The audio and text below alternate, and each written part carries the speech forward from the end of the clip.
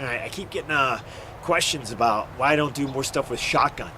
Not a huge fan of the shotgun. I still use it. I still train with it. But it's one of those things that I don't think it's as great as everybody makes it out to be. I've got a couple problems with it too. And you hear people, I hear them all the time in gun stores and at personal defense classes. People say, "Well, the 12 gauge shotgun, it's intimidating because of that." That, to me, yeah, it's maybe a little intimidating because what we hear and see on TV and in the movies. But at the end of the day, I don't want to rely on, I want to rely on this, a verbal command.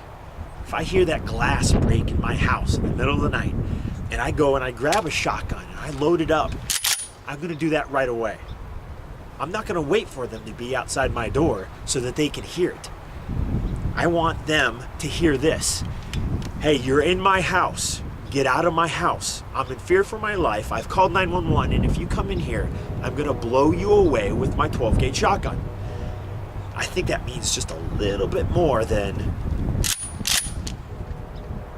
I don't know, maybe it's just me. Second myth that disgusts me is that you don't have to aim with these.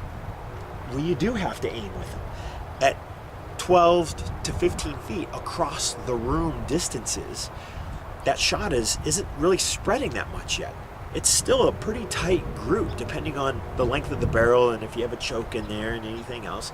But a double-aught buck at 12 feet really hasn't moved a whole lot. So you have to be somewhat accurate.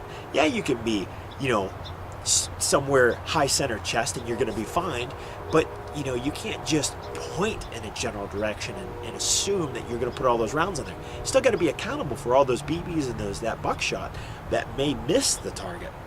It can go through drywall. It can do some other stuff. It can do damage. So it's not a surgical weapon, but you still need to be accurate with it. It's just not point in the general direction and start pulling the trigger. That's not the case.